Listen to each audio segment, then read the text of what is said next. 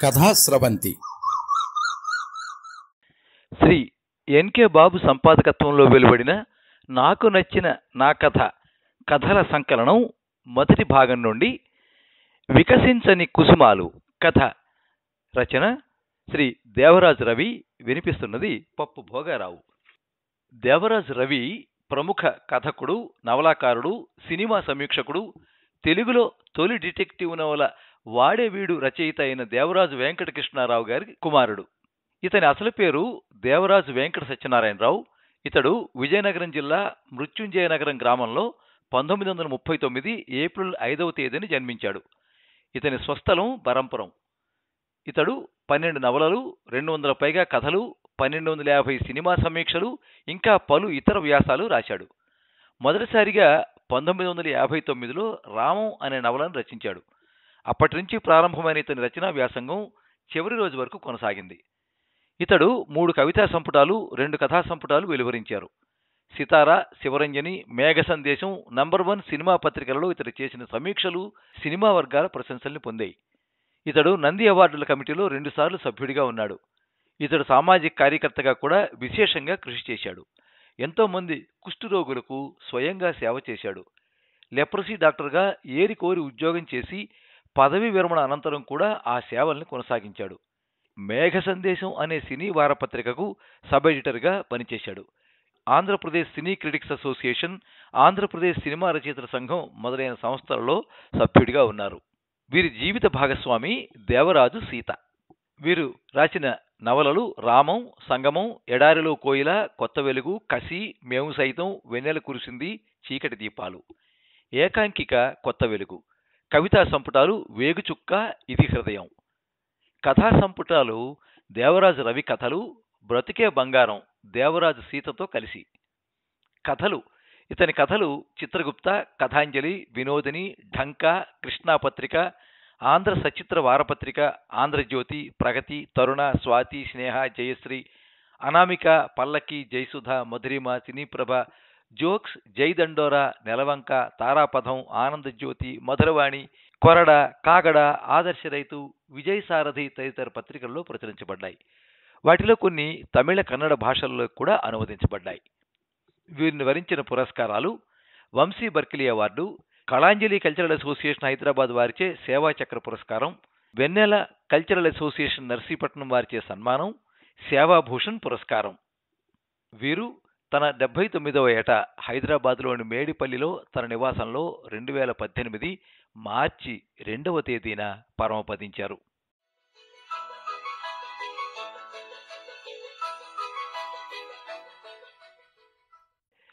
రాజమండ్రిలో జరిగే సాహిత్య సమావేశానికి రమ్మని ఆనంద్ ప్రత్యేక ఆహ్వానం పంపాడు. వెళ్ళక తప్పదు. అందులోనూ అనేక సాహితీ మిత్రుల సమ్మేళనం చూడడం అనేది సామాన్య విషయం కాదు. సరేనని బయలుదేరాను. ఆనంద్ నన్ను ఆప్యాయంగా ఆహ్వానించాడు. తన గదికి తీసుకెళ్లి ఆసీనుడు కమ్మన్నాడు. కూర్చున్నాను. శ్యామలా అని పిలిచాడు ఆనంద్. వచ్చే అంది ఓ ఆడగొంతు. వస్తే వచ్చావు గాని ఆ రావడంతో పాటు మంచి కాఫీ కూడా తీసుకురా అన్నాడు ఆనంద్. 5 నిమిషాల్లో తెర తొలగించుకుని ఒక అమ్మాయి, అంటే సదరు శ్యామల అనగా ఆనంద్ భార్య ప్రవేశించింది 2 కాఫీ కప్పులతో. నన్ను చూసి గతుక్కుమంది. నేను ఆశ్చర్యపోయాను. శ్యామల ముఖం తీవ్రంగా చూశాను. ఆమె కూడా నా వంకే దృక్కులు ప్రసరించింది. అప్రస్తుతంగా నాకు చెమట పట్టింది. గుండె వేడిగా దడదడలాడింది. ఆమె చేతిలో ట్రే వణకసాగింది. ఆనంద్ ఇదేమీ పట్టించుకోకుండా, శ్యామల కాఫీ ఇమ్మంటే అలా చూస్తావే, ఇతనెవరనా? జోగారావని విద్వన్మిత్రుడు. నాలాగే కథలు, గేయాలు రాస్తూ ఉంటాడు. ఇతని మారు పేరు, అంటే కలం పేరు రవీంద్ర. ఇతని కథకు మొన్ననే ప్రథమ బహుమతి కూడా వచ్చింది.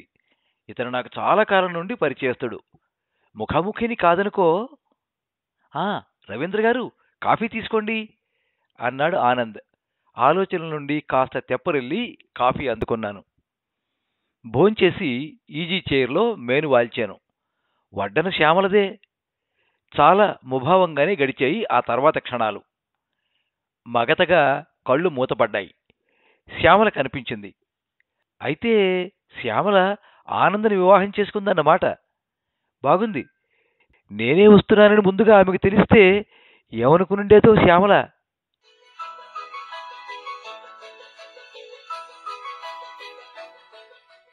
శ్యామల చామన ఛాయతో ఒడ్డు పొడుగు బూరిబుగ్గలు చక్కటి పొడవాటి వాల్జడ శృంగార విహారం చేసే లేడికళ్ళు.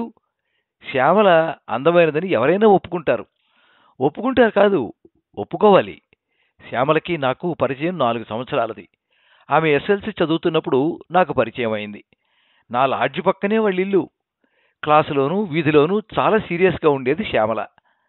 మరి ఇంట్లో ఎలా ఉండదో మనకు తెలీదు. ఓ రోజు సాయంత్రం నేను వీధి అరుగు మీద కూర్చున్నాను. క్లాస్ పుస్తకం పట్టుకుని తదేకంగా దానిలోనే మునిగిపోయాను. ఇంతలో హలో, ఏమిటి మీరు చదివేది అని వినపడేసరికి వెనుతిరిగి చూశాను. శ్యామల. ఓ మీరా, ఎవరో అనుకున్నాను. అవునండి, రేపటి నుంచి పరీక్షలుగా, అంచేత చదువుతున్నాను. అవును సుమండి, నేను మర్చిపోయాను, జ్ఞాపకం చేసినందుకు థ్యాంక్స్ అంటూ చిన్న నవ్వుతో శ్యామల వెళ్ళిపోయింది. అలా ప్రారంభమైంది మా తొలి పరిచయం. వారం రోజుల్లో మా పరిచయం మరీ దృఢమైంది. అప్పుడప్పుడు శ్యామల నా గదికొచ్చి మాస్టర్ల విషయాలు, చదువులు, ఇలా అనేక రకాల విషయాలు మాట్లాడి వెళ్ళేది. ఆ రోజే నేను కొత్తగా తీయించుకున్న ఫోటోలు టేబుల్ మీద ఉంచాను. శ్యామల అందులో ఒకటి తీసుకుని వెళ్ళిందని ఆ తర్వాత తెలిసింది. మర్నాడు శ్యామల వచ్చినప్పుడు అడిగాను, శ్యామల, నా ఫోటో తీసావా? అవును, మీకు తెలియకుండా. క్షమిస్తారుగా అంది శ్యామల. అప్పుడు ఆమె వైపు చూశాను. తొలిసారిగా ఆమెపై ఏవో తెలియని తీయని తలపులు కలిగాయి. రాత్రి 9 వరకు శ్యామల నేను ఏవేవో పాఠాలు చదువుకుని ఎన్నెన్నో కబుర్లు చెప్పుకున్నాం. శ్యామల వెళ్ళిపోతూ, మీ ఫోటో నా వద్ద ఉందంటే మీరే నా వద్ద ఉన్నారన్నమాట అని అంది. ఏదో తెలియని అనుభూతి నాలో కలిగింది.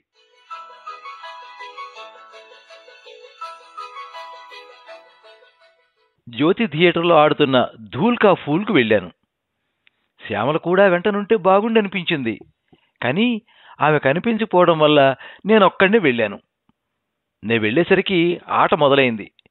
చీకట్లో తడువుకుంటూ ఖాళీగా ఉన్న ఒక్క సీట్లోనూ మేను చేరేశాను. నా కుడిపక్క ఎవరో ఒక అమ్మాయి కూర్చున్నట్టు ఆమె తలలో వినుమల్లెలు విప్పి చెప్పాయి. ఎవరు చెప్పమాయి పూబోడి అనుకుంటూ నిశితంగా ఆమె ముఖంలోకి చూసి, శ్యామలా అన్నాను. ఎవరు అంటూ నా వంక చూసింది శ్యామల. అదేమిటి, ఒక్క ముక్కైనా చెప్పకుండా ఎలా వచ్చేసావు? నీకోసం చూసి నేనొక్కడినే వచ్చాను అన్నాను ఆమె చెవిలో. అప్పుడు ఆమె నున్నటి చెంపలకు నా పెదాలు తగిలి అలజడి చేశాయి. ఆమె ఇటు తిరగడంలో నా పెదాలు మరీ గట్టిగా ఆమె చెక్కులను తాకాయి. చూడండి, మీరు నన్ను మరేం లేదు ఆగింది శ్యామల గాద్గదికంగా. నేను బిత్తరపోయి చూస్తున్నాను ఆమెలోకి. నన్ను మర్చిపోరుగా? చెంపల మీదుగా కారే కన్నీటిని తుడుచుకుంది శ్యామల. నేను ఆశ్చర్యపోయాను. శ్యామల, ఏమిటిది? నీకేమన్నా మతిపోయిందా? ఇంతకీ ఏం జరిగింది ఏమిటి? జోగారావు గారు, ఊహించిన దానికి వ్యతిరేకంగా జరుగుతున్నప్పుడు ఏడుపు కాక ఏమిటి? ఇవాళ మా బావ మా నాన్నకి ఉత్తరం రాశాడు. తన చెల్లెలి వివాహం నిశ్చయమైందని, కాబట్టి ఈ సంవత్సరం తన వివాహం కూడా నాతో కానిచ్చేయమని, రెండూ ఒకేసారి చేసేస్తే ఖర్చులు కలిసి వస్తాయని వ్రాశాడు. కానీ నాకు బావ అంటే స్నేహమే గాని ప్రేమ లేదు, అభిమానమే గాని అనురాగం లేదు. దాంపత్య జీవితానికి కావలసిన పొంగి పొరలే ప్రేమను నేను బావకు సమర్పించలేను. కానీ నేనెప్పటికీ బావను అభిమానిస్తాను అంది చీరచెంగుతో కన్నీరు తుడుచుకుంటూ. శ్యామల మనస్సు నాకు అర్థమైంది. ఆమె మాటల్లో అనురాగపు అలలు. కానీ శ్యామల మీదే మనసుంచి ఆమెను వాంఛిస్తున్న ఆమె భావను నేను అన్యాయం చేస్తున్నానేమో. అదే మాట శ్యామలను అడిగేశాను కూడా. కానీ ఆమెం మాట్లాడలేదు. గంభీరంగా ఏదో ఆలోచించుకుపోతోంది. నేను నిశ్శబ్దంతో స్నేహం చేశాను.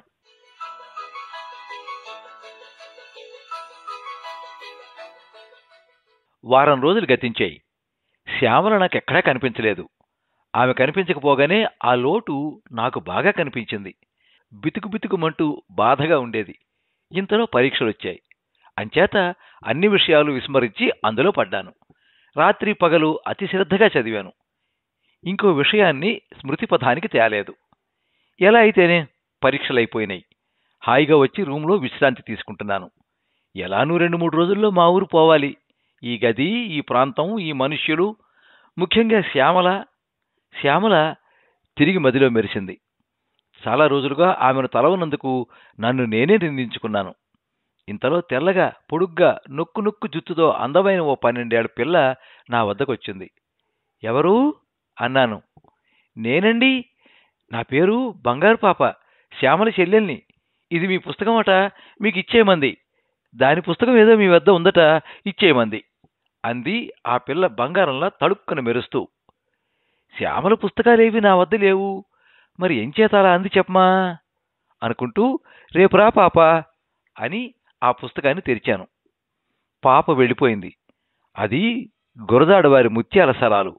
అందుండి ముత్యాల వంటి అక్షరాలతో ఓ లేఖ జారి కింద పడింది. తీశాను, చూశాను, చదివాను. అనుకునేవి ఎప్పుడూ జరగవు. అలా జరిగితే అది జీవితమే అనిపించుకోదేమో. కథల్లోలా మన మామూలు జీవితాల్లోనూ జరగాలి అంటే అది అసందర్భం కదా.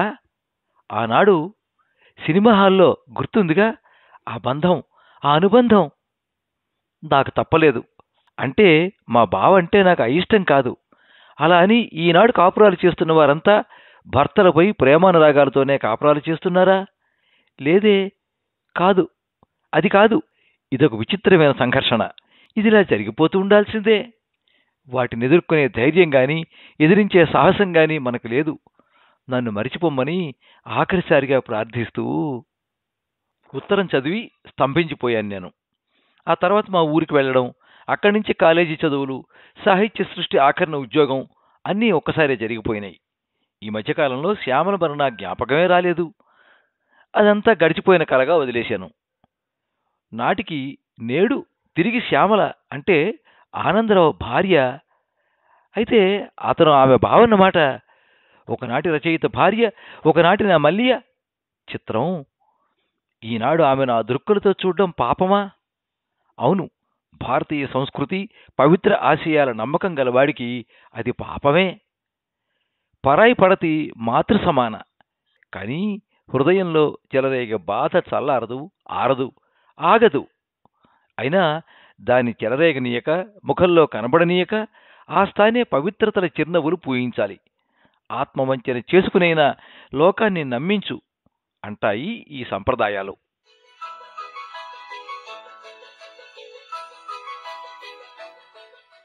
రవీంద్ర, ఇక లేస్తారా, టైం అయింది అంటూ ఆనంద్ లేపేసరికి పాత స్మృతుల పరద పరారయింది. ఆనంద్ ఆదేశానుసారం అతని భార్య శ్యామల కాఫీ తెచ్చింది. పుచ్చుకుని ఆమె వైపు చూశాను. ఆమెలో ఏ భావమూ లేదు. పసిపాప చిరునవ్వులోని నిర్మలత్వం నాకు కనిపించింది ఆమె ముఖంలో. ఆడవాళ్లు అన్నీ అరనిమిషంలో మరిచిపోతారో, లేక సముద్ర గంభీరతను తమలో ప్రదర్శిస్తారో. ఆడదాన్ని అర్థం చేసుకోవడం నక్షత్రాల్ని లెక్కించడం వంటిది. ఇద్దరం సమావేశానికి వెళ్ళాం. సభ చక్కగా అయింది. తెల్లవారుజామున ట్రైన్ ఉంది. అంచేత 4ంటికి లేచాను, మా ఊరికి బయలుదేరదామని. ఆనంద్ నన్నుండమన్నాడు, కానీ అవకాశం లేక అంతరాంతరాల్లో శ్యామల రూపం నిలిచి కలిచివేస్తూ ఉండడం వల్ల బయలుదేరాను. శ్యామల కాఫీ ఇచ్చింది. లోనుండి నా బ్యాగ్ ఆమె తెచ్చిచ్చింది. ఇద్దరి వద్ద సెలవు తీసుకుని రిక్షా ఎక్కాను. అప్పుడు శ్యామలలోని అనుభూతి వర్ణనాతీతం. చలిగాలి రిబ్బును వీల్చటం వల్ల మఫ్లర్ కోసం బ్యాగులో చేయి పెట్టాను. అందులో నాకొక కాగితం తగిలింది. తీశాను. అందులో, రవీంద్ర గారు, నన్ను చూడగానే మీరెంత ఆశ్చర్యపోయారో, మీలో ఎలాంటి భావపరంపరలు చెలరేగినయో నేను గ్రహించాను. కానీ రవీంద్ర గారు, మానవులు విధికి బానిసలు, అందున స్త్రీలు మరీను. పురుషుడికి, విధికి, రెంటికి ఆమె బానిసే. మా బావ అంటే మీ స్నేహితుడు చాలా మంచివాడు, సహృదయుడు. కానీ ఒక్కటి నిజం, ఎవరు కాదన్నా ఇది నిజమే. ఒకనాటి తేనెల సోనల సంఘటనలు ఏనాటికి మాసిపోవు, మారిపోవు. మానవుడు మరిచిపోలేడు. అది హృదయం నుండి పోయేది ఒక్కసారే. ఒకనాటి మన స్నేహాన్ని, నా లేఖను పురస్కరించుకుని మీరేదో చేస్తారని, మా బావతో ఏమిటో చెప్పేస్తారని బాధపడింది నా బేల మనసు. కానీ ప్రపంచంలో సహృదయులు కూడా ఉన్నారని నాకు తెలిసింది. చదివిన ఉత్తరాన్ని తిరిగి చదివి దాన్ని చిన్న చిన్న ముక్కలుగా చించేసి గాలిలో వదిలాను. శ్యామలతో నా ప్రేమకు మళ్ళే అవన్నీ గాలిలో పల్టీలు కొట్టసాగాయి.